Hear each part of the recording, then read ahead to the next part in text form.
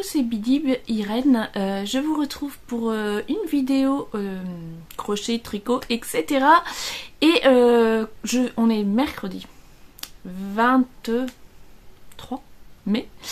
Je viens de poster ma vidéo du coup de cette semaine et je disais dans cette vidéo que j'allais peut-être essayer de le faire en mode vlog et du coup je vais faire ça parce que effectivement trouver une demi-heure, trois quarts d'heure pour parler c'est un petit peu compliqué en ce moment.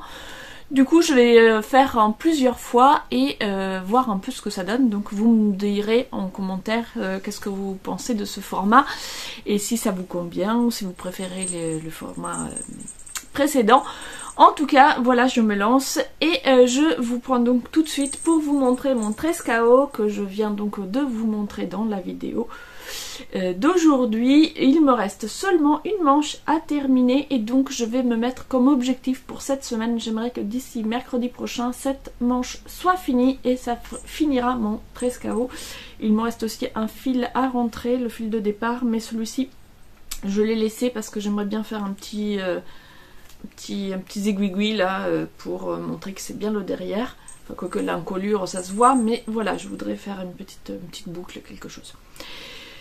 Du coup voilà, objectif de la semaine, finir cette manche. Hier, j'ai oublié d'en parler tout à l'heure, mais hier j'ai essayé de faire la diminution un petit peu différemment et je sais pas si ça... en fait il y a une diminution d'un côté se voit pas du tout et l'autre se voit énormément. Donc je ne sais pas trop comment m'y prendre pour que ça ne se voit pas de ce côté là. Donc si vous avez des conseils pour faire, parce que la première on crochette donc les deux mailles ensemble comme par l'avant comme une maille normale, mais les deux en même temps et ça ne se voit pratiquement pas. Et ici c'est glisser, tricoter, je sais plus comment ça s'appelle, mais enfin du coup ça fait cette espèce de bande qu'on voit énormément. Alors c'est sous la manche, c'est pas très grave, mais quand même je trouve que ça se voit énormément et du coup j'ai essayé de prendre les deux mailles ensemble directement au lieu de les glisser de machin par l'arrière, mais ça se voit encore peut-être un peu moins, mais ça se voit quand même. Donc voilà, si vous avez des petites astuces pour faire des diminutions plus invisibles, je veux bien que vous me laissiez ça en commentaire. J'ai très envie d'en faire un deuxième parce que dans celui-ci, j'en suis très contente, mais j'ai fait quand même plein d'erreurs. Donc j'hésite entre me lancer directement tout de suite après celui-ci dans un deuxième, puisque je le connais déjà et que je vais pouvoir me concentrer sur les erreurs que j'ai faites pour améliorer ma technique. Ou si je fais d'abord autre chose, histoire de pas trop m'ennuyer à faire toujours les mêmes modèles. Et en faisant d'autres modèles, je me dis que je vais aussi améliorer ma technique. Donc je ne sais pas ce que vous en pensez. D'après vous, serait-il plus judicieux dans un processus d'apprentissage de refaire le même modèle tout de suite ou de faire autre chose avant? En tout cas, c'est un modèle que j'ai bien aimé réaliser, donc je pense que j'en ferai quand même un deuxième. Et je vais aussi vous montrer un nouveau projet que j'ai complètement zappé de vous montrer tout à l'heure, que j'ai commencé le week-end dernier. J'avais donc toujours dans la Butterfly, j'avais acheté plusieurs couleurs et celle-ci c'est une pelote que j'avais achetée pour faire la couverture de ma grand-mère au crochet. Et finalement ça ne me convenait pas du tout parce que dans tout le dégradé de couleurs il y avait un orange hyper pétant, d'ailleurs c'est un orange que vous avez pu voir dans ma memory blanquette, et qui n'allait pas du tout avec ce projet là et du coup j'ai arrêté la couverture de ma grand-mère. Il faut que je trouve, j'ai toujours pas trouvé la laine qui me convienne en fait pour ce projet. Donc le projet est en stand-by, mais j'avais cette pelote que je trouvais très jolie, sauf qu'avec une seule pelote pas moyen de faire un pull, et donc je me suis dit je vais faire un châle. Et dans ma liste d'attente j'avais le châle Wendy de Christelle de Rêver sa vie en couleur, donc un châle triangulaire pour débutants. Et donc j'avais repéré quelques châles de cette forme là qui me plaisaient bien, mais je voulais vraiment commencer par quelque chose de débutant et donc celui-ci de Christelle me semblait parfait pour déjà commencer à comprendre la structure et faire une première version très simple. Donc ici on a du point mousse et puis on a une arête centrale avec des glissés. Pardon, on a été interrompu, donc je disais que c'est juste un jeu de jeter ici sur l'arête centrale et sur les côtés, et ce qui est un très bon entraînement pour apprendre à lire le tricot et savoir justement si je suis sur un rang endroit, un rang envers, si je dois faire un GT ou pas. J'avoue que c'est un traitement qui me sera très utile parce que le tout début, j'ai dû le défaire, enfin revenir en arrière plusieurs fois parce que j'arrêtais pas de m'embrouiller sur le rang endroit rang envers. Et à un moment donné, je me suis même dit j'allais mettre quelque chose pour marquer un fil coloré ou quelque chose. Et puis finalement, je me suis dit ben non, parce qu'il faut quand même que j'arrive à le lire. C'est assez facile en fait une fois qu'on a compris. Mais bon, je discutais en même temps, j'étais un peu distraite. Donc voilà, là maintenant, normalement, j'ai compris comment distinguer sur quel rang je suis. Et je vais donc essayer de continuer ce châle. Alors du coup, c'est pas tout à fait du zéro tricot parce qu'il faut faire un petit peu attention ici. Mais c'est presque du zéro tricot, n'importe quoi, zéro cerveau. Donc c'est typiquement quand même le projet que je peux faire devant la télé ou en discutant, etc. Donc j'espère l'avancer, mais ce n'est pas une priorité. Je vais pas me mettre de but précis quant à ce châle. C'est le petit projet à prendre pour la voiture. D'ailleurs je l'ai commencé parce qu'on avait de la voiture à faire. Et du coup je trouvais que c'était parfait pour la voiture. Donc voilà pour le nouveau projet, l'objectif de la semaine, et puis je vous reprendrai au fur et à mesure pour vous montrer où j'en suis de différents projets. Coucou, nous sommes le vendredi 26 et je vous reprends très rapidement. Demain je pars en week-end et du coup je vais me amener avec moi 2 projets, donc je voulais vous les montrer pour vous montrer un petit peu comment voir si j'ai réussi à avancer dans le week-end ou pas. Donc je vais amener mon pull Amazon, voilà, j'en suis pour l'instant à une petite vingtaine, non je dois avoir 15 cm, ouais, presque 20 cm de longueur du cœur, de corps du cœur. J'ai 20 cm de cœur et donc je voudrais en faire le double. Donc j'amène ça avec moi pour la voiture et je vais aussi amener un deuxième projet pour ne pas trop m'ennuyer parce qu'au bout d'un moment tourner en rond je vais sans doute en avoir marre, et du coup j'amène aussi le châle Wendy. Donc là j'ai mis un petit marqueur, comme ça je pourrais voir ma progression. Ça c'est ce que j'ai fait du coup, le marqueur je l'ai mis suite à ma dernière vidéo, je n'y ai pas du tout retouché depuis, donc j'espère avancer un petit peu sur ce châle. Et je vais voir si je réussis. Je n'ai toujours pas terminé le Trescao, mais j'y suis presque, donc j'espère le terminer aujourd'hui. Et du coup, si je le termine, j'amènerai avec moi en week-end un 3e projet, un tout petit projet au crochet qui devrait avancer très vite. Ma fille aînée m'a demandé de lui faire des bandeaux à cheveux pour... de bandeaux à cheveux pour ses cheveux, je suis bête, pour elle. En tout cas, et du coup, j'ai fait tout dans mon Ravelry, j'ai fait donc un dossier. Donc d'ailleurs, merci à Christelle de Rêver Sagui en couleur qui nous a expliqué dans une de ses vidéos, je sais plus laquelle, comment enregistrer ses favoris sur Ravelry en tableau thématique. Du coup, j'ai fait un dossier spécial bandeau à cheveux et pour lui en montrer plusieurs. Et donc, elle en a choisi quelques-uns. Et je vais commencer le premier, un tout simple. Je vous mets ici une petite capture avec le nom de la personne qui le propose, parce qu'évidemment je n'ai pas du tout la mémoire des noms, donc j'ai essayé de le lire avant mais j'ai pas pris note, donc voilà. Et donc je vais essayer de faire ça. Normalement elle arrive lundi chez nous, donc mon objectif serait de faire en sorte qu'il soit prêt lundi au mardi, enfin puisqu'il reste qu'une nuit, qu'elle puisse mardi matin repartir avec son bandeau. Donc il y a un des autres projets qui ne va pas trop avancer, mais je voulais avoir plusieurs choses de façon à être sûre de, voilà, selon l'inspiration, de ne pas m'ennuyer. Ça fait peut-être beaucoup de projets, 3 projets pour un seul week-end, mais bon, on est en voiture, c'est pas grave, au pire ça reste dans la voiture.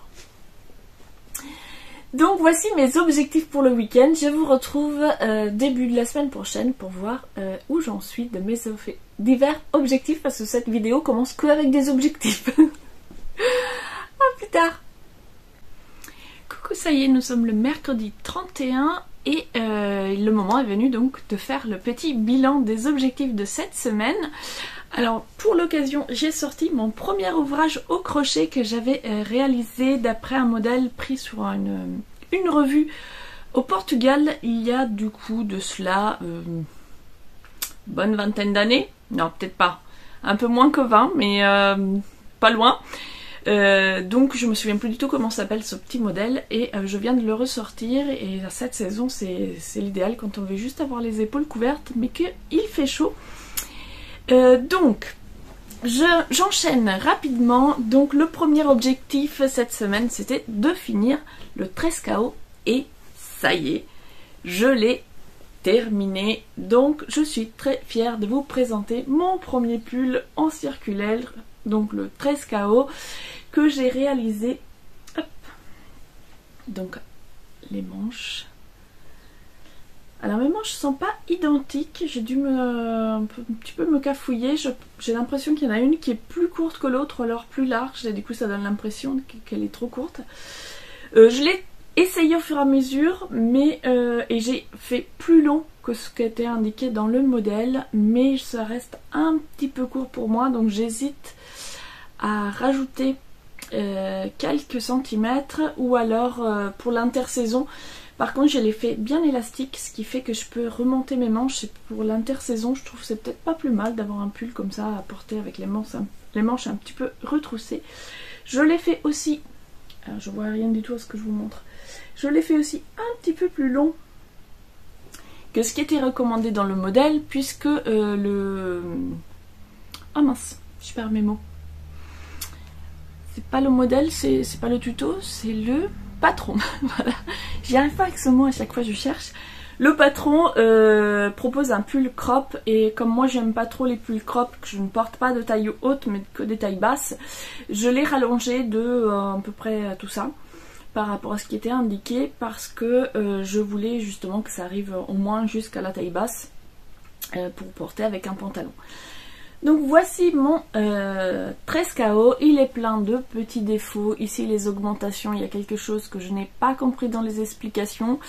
Dans le raccord aussi entre les manches, ça me fait des gros trous, donc c'est pareil, il y a quelque chose que j'ai dû louper. Et puis bien sûr j'ai loupé aussi le fait, comme je vous disais dans les épisodes précédents, où ici il fallait rajouter 10 mailles, j'en ai rajouté que 5, donc il a fallu que j'adapte les diminutions de la manche pour que ça soit faisable. Et j'ai aussi adapté ensuite parce que les manches du modèle sont très fitées et c'était trop fité pour mon bras à moi. Donc voilà les petites erreurs et les petites modifications que j'ai faites. Je l'ai réalisé avec de la Butterfly de chez Hobbii. C'est un fil 100% acrylique mais qui est très doux, qui était très agréable à travailler, ça glisse tout seul sur les aiguilles. Que dire sur cette laine? Donc voilà, elle change de couleur toute seule.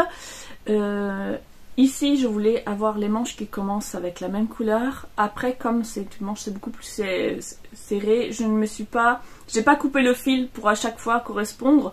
J'ai voulu commencer à la bonne couleur, mais après j'ai déroulé la pelote comme elle venait.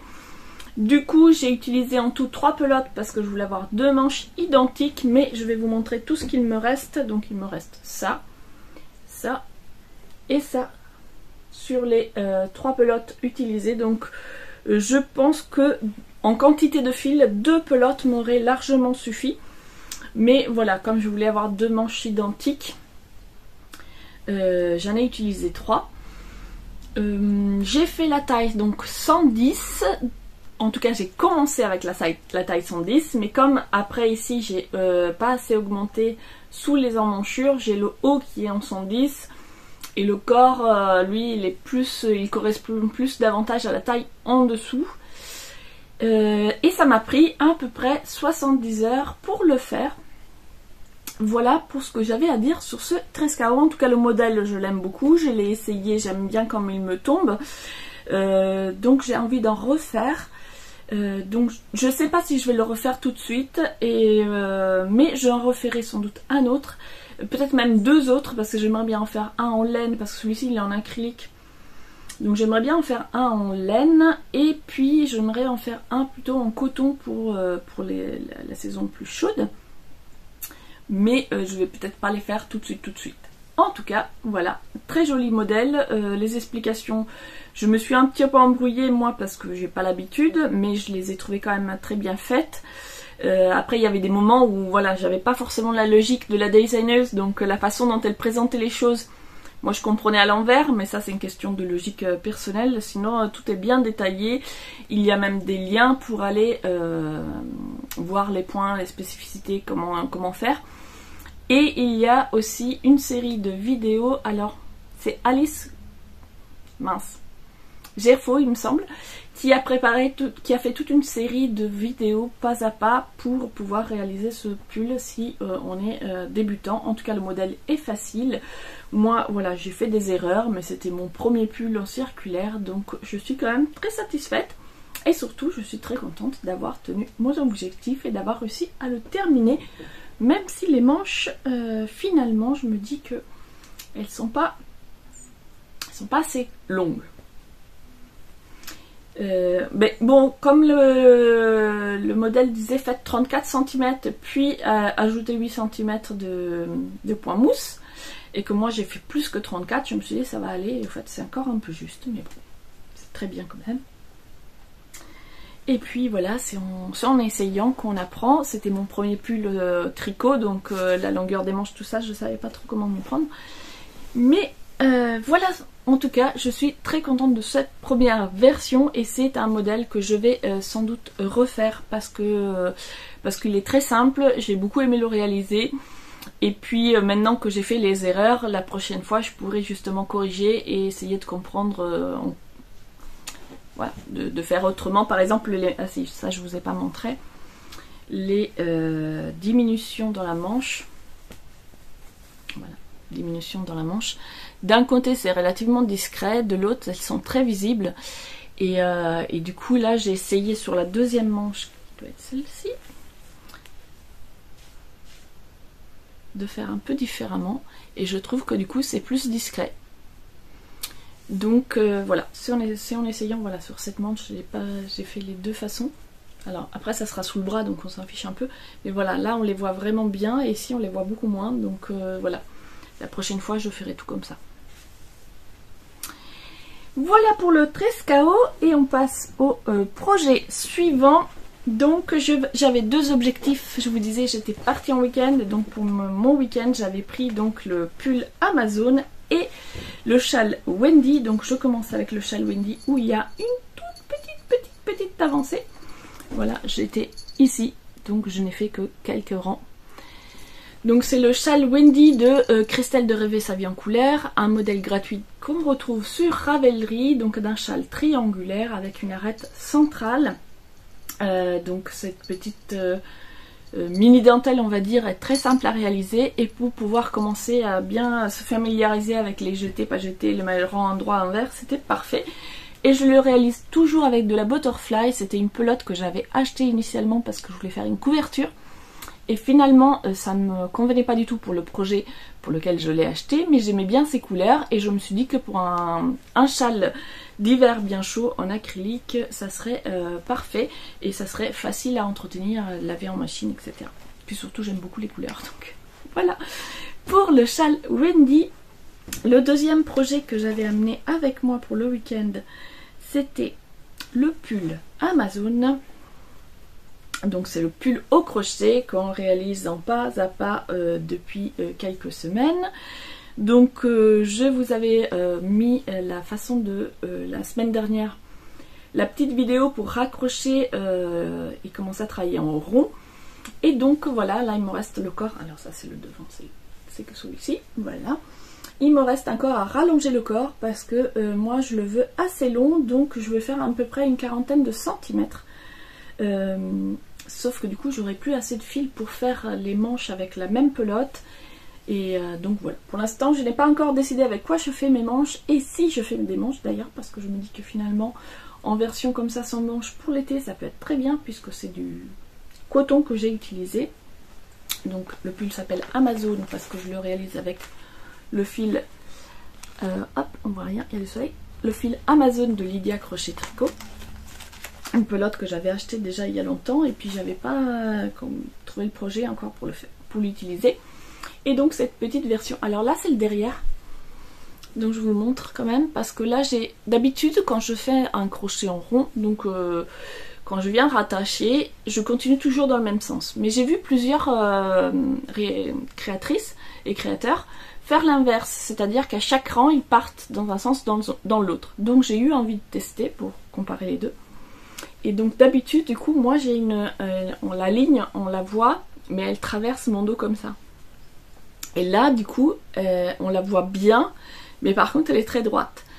Du coup, à bien réfléchir, le fait que ça soit très droit comme ça, peut-être une fois qu'on a raccroché, de couper le fil et de se remettre là pour pouvoir la mettre sous l'aisselle, je ne sais pas. Bon, après, moi, ça me dérange pas qu'il y ait la ligne comme ça. Au contraire, ça me permet de savoir où est le devant et où est le derrière.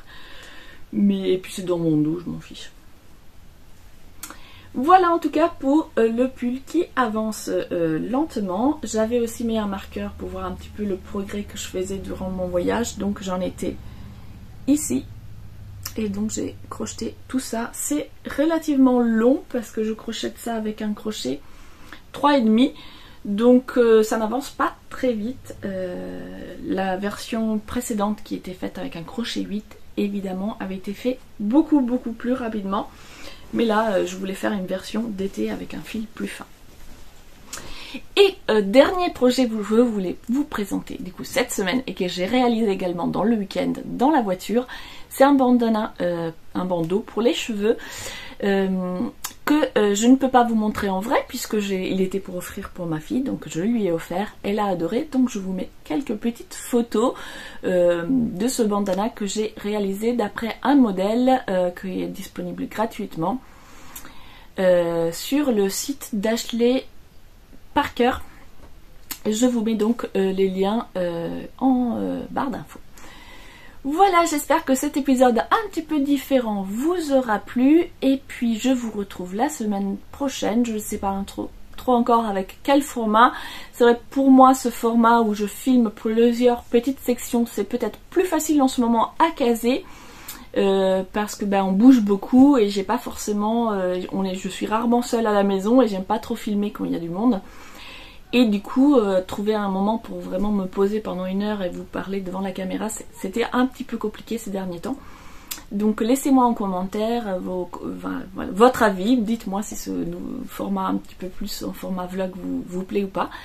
Et on se retrouve très bientôt.